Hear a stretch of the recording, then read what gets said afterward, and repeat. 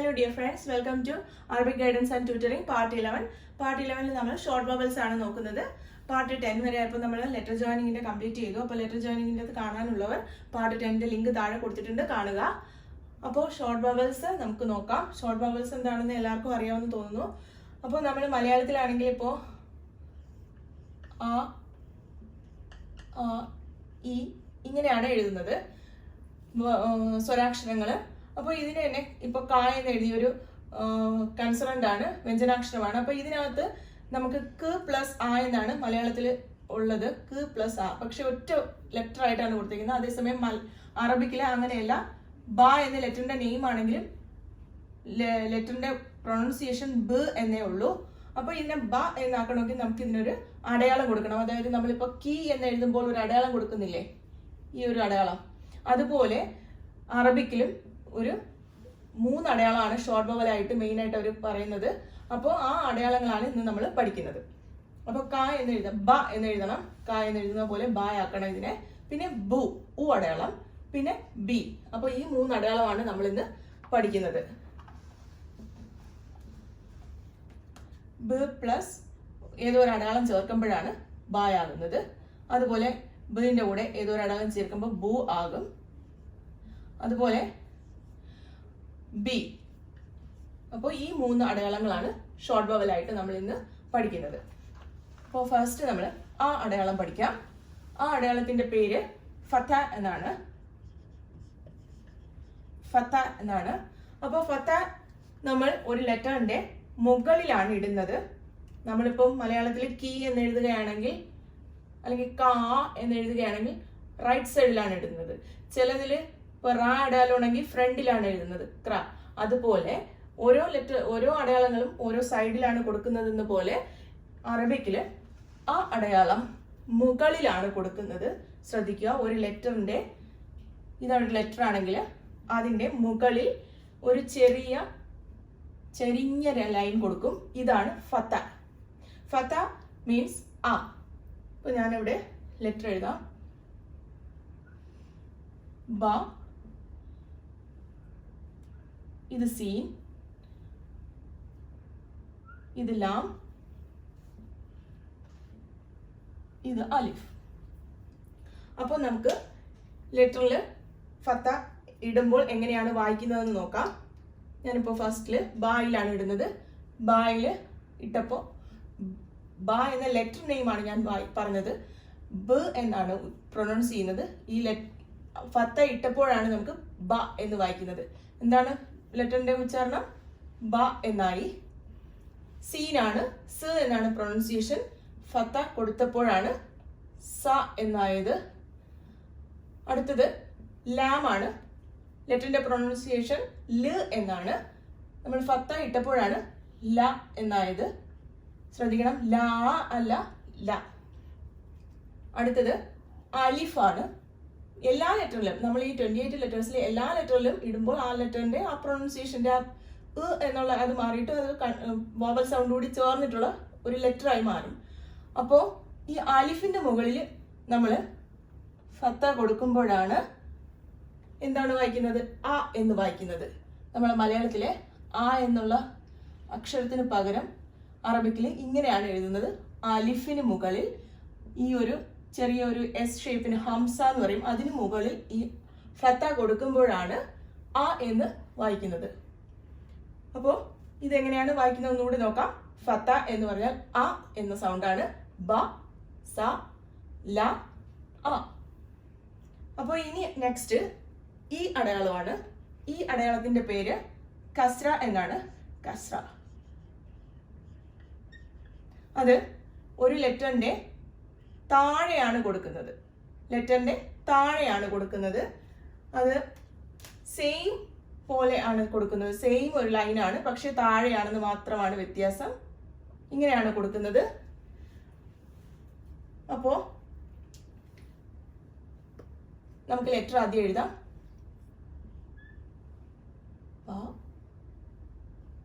Scene, ലാ,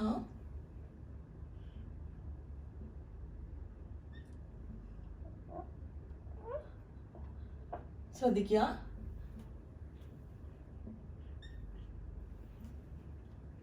അപ്പോൾ നമുക്ക് ഈ ലെറ്ററിൽ കസ്ര ഈ അടയാളം കൊടുത്തു നോക്കാം. ബായുടെ അടിയിൽ കൊടുക്കുമ്പോൾ ബി എന്ന് വായിക്കും, സായുടെ അടിയിൽ കൊടുക്കുമ്പോൾ സി എന്ന് വായിക്കും, ലായുടെ അടിയിൽ കൊടുക്കുമ്പോൾ ലി എന്ന് വായിക്കും. ഇനി ശ്രദ്ധിക്കാനുള്ളത് അലിഫിന്റെ അടിയിലാണ് നമ്മൾ കൊടുക്കുന്നത്. അപ്പോഴും അലിഫിനെ ശ്രദ്ധിക്കാനുള്ളത്, അലിഫിന്റെ മുകളിൽ നമ്മൾ എസ് പോലെ എഴുതിയിരുന്ന ഹംസ എന്ന് പറയുന്നത് അടിയിലാണ് എഴുതുന്നത്. ശ്രദ്ധിക്കുക, ഇവിടെ നോക്കൂ, അലിഫിന്റെ മുകളിലാണ്. സാധാരണ അലിഫ് എഴുതുന്ന പോലെ എഴുതിയിട്ടാണ് ഫത്ത കൊടുക്കുന്നത്. അതേസമയം കസ്ര കൊടുക്കുന്നത് നമ്മൾ അലിഫിന് താഴെയാണ്, ആ എസ് പോലെയുള്ള ഹംസയും താഴെയാണ് എഴുതുന്നത്. ഇതാണ് ഇ. ഇത് ബി, സി, ലി. അലിഫിന്റെ താഴെ കൊടുക്കുമ്പോൾ അത് ഇ എന്നാവും. അപ്പൊ ശ്രദ്ധിക്കുക, ഫത്ത, അ, ഖസ്ര, ഇ. ഇനിയുള്ളത് ദമ്മയാണ്. ദമ്മ എന്ന് പറഞ്ഞാൽ ഉ അടയാളമാണ്.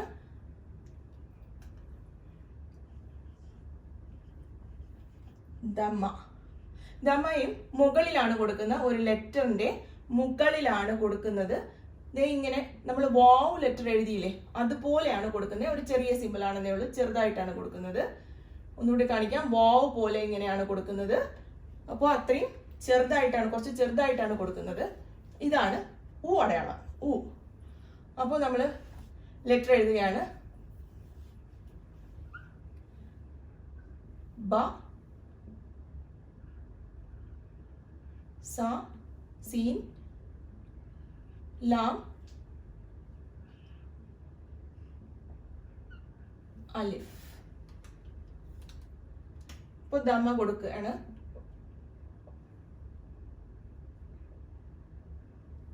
ഉ, ബു, സു, ലു. അലിഫിന്റെ മുകളിൽ കൊടുക്കുമ്പോൾ അത് ഉ എന്നാവും, ഉ. അപ്പൊ ശ്രദ്ധിക്കുക, 3 ഷോർട്ട് ബബിൾ ആണുള്ളത്. ഫത്ത, ഖസ്ര, ദമ. ഫത്ത മീൻസ് അ എന്ന സൗണ്ടും, ഖസ്ര മീൻസ് ഇ എന്ന സൗണ്ടും, ദമ മീൻസ് ഉ എന്ന സൗണ്ടും ആണ്. അപ്പോൾ അത് ഫത്ത മുകളിലാണ് കൊടുക്കുന്നത്, ഖസ്ര താഴെയാണ് കൊടുക്കുന്നത്, ദമയും മുകളിലാണ് കൊടുക്കുന്നത്. അപ്പോൾ അലിഫിന്റെ മുകളിൽ കൊടുക്കുകയാണെങ്കിൽ അ എന്ന് വായിക്കും, അലിഫിന്റെ താഴെ കസ്ര കൊടുക്കുകയാണെങ്കിൽ ഇ എന്ന് വായിക്കും, അലിഫിന്റെ മുകളിൽ ദമയാണ് കൊടുക്കുന്നതെങ്കിൽ ഉ എന്ന് വായിക്കും. അപ്പൊ ഇതൊന്ന് വായിക്കൂ. ബ, ബി, ബു. ബ, ബി, ബു. സ, സി, സു. ല, ലി, ലു. ഇത് ബു, ഇത് സു, ഇത് ലു. ഇങ്ങനെയാണ് എല്ലാ ലെറ്ററിനും എഴുതാൻ പറ്റുന്നത്. ഇപ്പം ഷീന് കൊടുക്കുകയാണെങ്കിൽ, ഫത്ത കൊടുക്കുകയാണെങ്കിൽ ഷ, താഴെയാണ് കൊടുക്കുന്നത് കസ്ര കൊടുക്കുകയാണെങ്കിൽ ഷീ, മുകളിൽ ദമ്മയാണ് കൊടുക്കുന്നതെങ്കിൽ ഷു. ഇങ്ങനെയാണ് വായിക്കുന്നത്. ഇപ്പോൾ നിങ്ങൾക്ക് വേറെ ഒന്നും പ്രത്യേകിച്ച് പഠിക്കാനില്ല. ഈ ഒരു ലെറ്ററിന്റെ ഒരു എങ്ങനെയാണ് കൊടുക്കുന്നത്, എവിടെയാണ് എന്ന് മാത്രം പഠിച്ചാൽ മതി. അലിഫിന് മുകളിൽ കൊടുക്കുകയാണെങ്കിലാണ് ആ എന്ന് എഴുതുന്നത്, അലിഫിന് താഴെയാണെങ്കിൽ ഇ, അലിഫിന്റെ മുകളിൽ ദമ്മയാണെങ്കിൽ ഉ. അപ്പൊ ഇത് വെച്ച് നമുക്ക് 1-2 വേർഡ്സ് എങ്ങനെയാണ് എഴുതുന്നതെന്ന് നോക്കാം. ഇപ്പൊ നമുക്ക് ഫത്ത വെച്ചിട്ട്, അലിഫ് വെച്ചിട്ട് ഫത്തായും കൊടുത്ത് ആ എന്ന് വെച്ചിട്ടുള്ള ഒരു വേർഡാണ് ഞാൻ എഴുതുന്നത്. അ, അബ്, അബ്, അബ്, ഫാദർ. അബ് എന്ന് പറഞ്ഞാൽ ഫാദർ. ഇനി ഒരു ലെറ്ററിൽ ഈ ഫത്ത കൊടുത്ത് എഴുതി നോക്കാം. ബൈത്ത്, ബ, ബൈ, ബൈത്ത്. കഴിഞ്ഞ ദിവസം നമ്മൾ അബ് എന്ന് പറഞ്ഞപ്പോൾ ഇതില്ലാതെയാണ് പഠിച്ചത്. ഇപ്പോഴാണ് നമ്മൾ ഷോർട്ട് ബവൽ പഠിച്ചത്. അപ്പോഴാണ് കറക്റ്റ് ആയിട്ട് ആ എന്ന് വായിക്കാനുള്ള ഇതിട്ടത്. അബ്, അബ് മീൻസ് ഫാദർ. ബ, ബൈത്ത്, ബൈത്ത് മീൻസ് ഹൗസ്. ഇനി അടുത്ത ഈ വെച്ചിട്ട് നമുക്ക് ഏതാണ്? ഈ വെച്ചിട്ട് നമുക്ക് ഇൻസാൻ എന്ന് എഴുതാം. ഇൻസാൻ. ശ്രദ്ധിക്കുക, ഈ താഴെയാണ് വരുന്നത് ന. ഇൻ സാ നൂൺ. ഇൻസാൻ. ഇൻസാൻ മീൻസ് മാൻ. കണ്ടോ? ഈ എന്ന് എഴുതുമ്പോൾ താഴോട്ടാണ് വരുന്നത് ഇൻസാൻ. ആ എന്ന് പറയുമ്പോൾ മുകളിൽ ഫത്തയും ഈ എന്ന് പറയുമ്പോൾ താഴെ കസ്രയും കൊടുക്കുക. ഇനിയുള്ളത് നമുക്ക് കിതാബ് എന്ന് എഴുതാം. കിതാബ്. കാഫ് കി താ കിതാബ്. കിതാബ്. കിതാബ് മീൻസ് ബുക്ക്. അടുത്തത് നമുക്ക്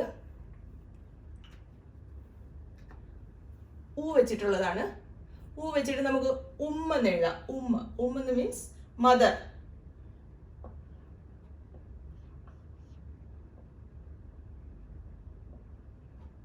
ഉമ്മ. ഉമ്മ മീൻസ് മദർ. ഉമ്മ. അലിഫ് മുകളിൽ നമ്മൾ ദമ്മ കൊടുത്തു, അപ്പോൾ ഊന്ന് വായിക്കും. പിന്നെ മീമും. ഉമ്മ. ഉമ്മ മീൻസ് മദർ. ഇനിയുള്ളത് നമുക്ക് റജൂൾ. റജൂൾ. റാ ജീം ലാം. റജൂൾ. റജൂൾ മീൻസ് മാൻ. ഇൻസാൻ മാൻ ആണ്, റജൂളും മാൻ ആണ്. അപ്പോൾ റജൂൾ. ജീമിന് ഊ അടയാളമാണ് കൊടുത്തേക്കുന്നത്. റജൂൾ. റാക്ക് ഫത്തയാണ് കൊടുത്തേക്കുന്നത്. റാ ജൂ എൽ. റജൂൾ. അപ്പോൾ ഒന്നുകൂടി വായിക്കാം. അലിഫിന്റെ മുകളിൽ വരുമ്പോൾ അ അ ബ. ഇത് ബായുടെ മുകളിൽ ഫത്തയാണ്. അപ്പോൾ ബ യ ത. ബായിത്ത്. ഇവിടെ മാൻ എന്ന് എഴുതിയിരിക്കുന്നത് ഇത് ഇൻസാൻ എന്നാണ്. ഈ